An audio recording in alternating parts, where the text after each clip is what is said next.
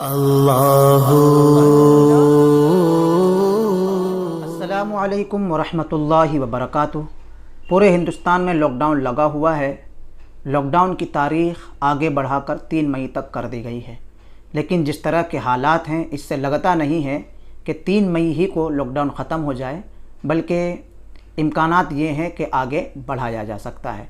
ऐसे सिचुएशन में तमाम मुसलमानों से मुअद्दबना गुजारिश है कि गवर्नमेंट के कानून का पालन करें। गवर्नमेंट ने जो जो रूल्स लागू किए हैं उसको फॉलो करने की कोशिश करें, अपने घरों में ही रहें।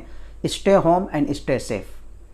इस सिचुएशन में एक सवाल पैदा होता है, रमज़ान के महीने में हम मस्जिदों में जाकर तरावी पढ़ते थे, घरों में तरावी कैसे पढ़ें? आगे बढ़ने से पहले आप हज़रात से मुअद्दबाना गुजारिश करूँगा हमारे चैनल को सब्सक्राइब कर लें, ताकि इसी तरह की बेसिक मालूमात आप तक पहुँचाई जा सके। तरावी की नमाज सुन्नत मुअक्किदा है और तरावी में एक कुरान ख़त्म करना भी सुन्नत है।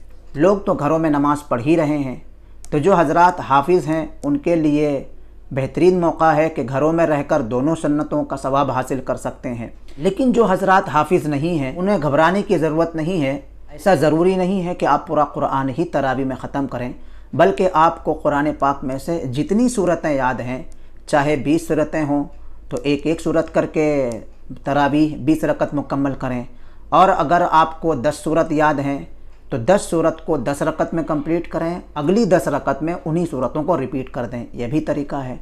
और अगर 10 सूरतें भी नहीं हैं तो चाहे 4 हों या 6 हों या जितनी भी हों, उन्हीं सूरतों को रिपीट कर सकते हैं। अब मसला ये है कि तरावी की जमात कैसे करें। याद रखिए, जिस तरह आप आम नमाज अपने घरों में अदा कर रहे हैं, अगर जमात के साथ अदा कर रहे हैं तो जमात के साथ पढ़ने में कोई हर्ज नहीं है। लेकिन अगर जमात के साथ नहीं भी अदा कर रहे हैं तो तन्हा भी इस नमाज को पढ़ सकते हैं, चाहे मर्द हों या औरत। तो अगर जमात के साथ अदा कर रहे हैं तो माशाअल्लाह, और अगर जमात के साथ नहीं अदा कर रहे हैं उसका आसान तरीका मैं आप हज़रात को तरावी का बता देता हूँ। इनमें 2-3 चीज़ें आपको ध्यान में रखनी होती हैं। पहली चीज़ ये है कि इशा की फ़र्ज़ और सुन्नत नफल पढ़ने के बाद आपको वित्र जो पढ़ना होता है, वित्र नहीं पढ़ना है, बल्कि यहाँ से तरावी की इब्तिदा करनी है। तो तरावी की नमाज की नीयत इस तरह करें, नीयत की मैंने 2 रकत नमाज सुन्नत तरावी की वास्ते अल्लाह ताला की मेरा काबा शरीफ की तरफ अल्लाहु अकबर कह के हाथ बांध लीजिए और नमाज 2 रकत मुकम्मल कर लीजिए। इसी तरह दूसरी 2 रकत भी मुकम्मल कर लीजिए, यानी 4 रकत अब मुकम्मल हो गई। अब आपको बैठ कर दुआए तरावी पढ़नी है।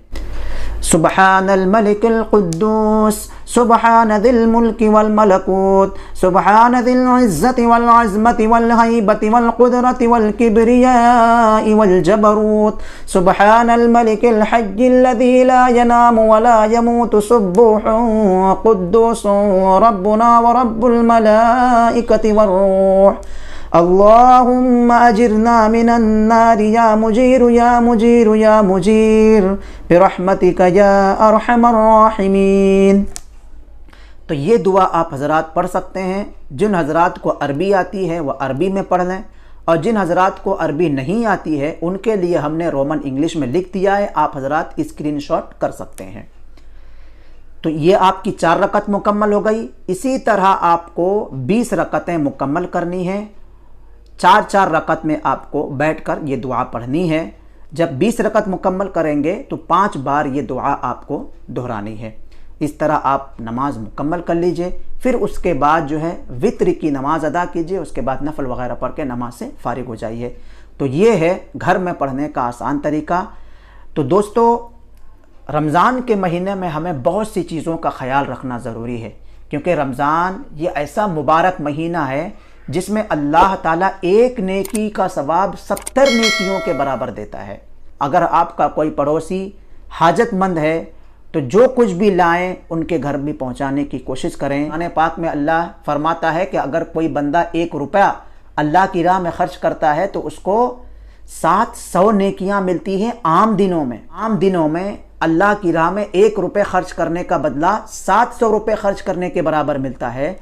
तो जो इंसान रमज़ान के महीने में अगर लोगों के ऊपर खर्च करेगा तो उसे कितनी नेकियां मिलेगी, कितने सवाब मिलेंगे। तो आज के लिए इतना ही। इंशाअल्लाह ताला फिर मिलेंगे अगली वीडियो में। अस्सलामु अलैकुम वरहमतुल्लाहि वबरकातुहू।